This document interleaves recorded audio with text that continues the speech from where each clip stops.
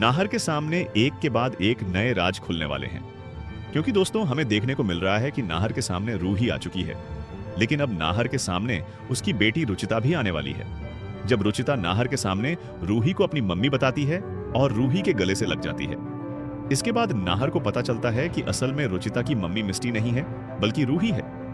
इसके बाद नाहर को समझ में आ जाता है कि रूही ने उससे बहुत बड़ा झूठ बोला है और रूही की प्रेगनेंसी रिपोर्ट में बहुत बड़ी गड़बड़ी हुई थी। इसके बाद नाहर अपनी बेटी रुचिता को गले से लगाता है और रूही से कहता है कि मैं अब अपनी बेटी से एक पल के लिए भी दूर नहीं रहूंगा और मेरी बेटी इतने सालों से तुम्हारे साथ थी, फिर भी तुम मेरी इस पास इसे लेकर नहीं आई। लेकिन इसके बाद धीरे धीरे नाहर को एहसास होता है कि रूही की याददाश्त सच में चली गई है। लेकिन नाहर को कहीं ना कहीं शक है कि कहीं रूही नाटक तो नहीं कर रही है। इसके बाद नाहर रूही से कहता है कि तुम भी मेरे साथ चलो और मेरी बेटी रुचिता भी मेरे साथ चलेगी।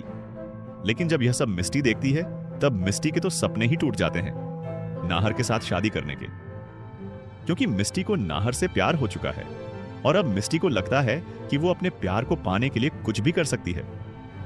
मिस्टी इसीलिए रूही को नाहर के खिलाफ भड़काने लगती है और रूही से यह तक कह देती है कि मुझे नहीं पता कि यह इंसान कैसा है, कहीं यह इंसान तुम्हें नुकसान तो नहीं पहुंचाना चाहता है, और जब तक तुम्हारी याददाश्त वापस नहीं आ जाती तब तक तुम इसके साथ मत जाओ और ना ही अपनी बेटी रुचिता को इसके साथ भेजो। इसके बाद रूही को समझ नहीं आता कि वो मिस्टी की बात माने या ना माने, क्योंकि रूही की याददाश्त वापस नहीं आई है और रूही तो मिस्टी को अपनी सच्ची दोस्त मानती है। लेकिन मिस्टी अब बदल चुकी है और अब मिस्टी नाहर से शादी करने के लिए रूही को नुकसान पहुंचाने की कोशिश भी करने वाली है।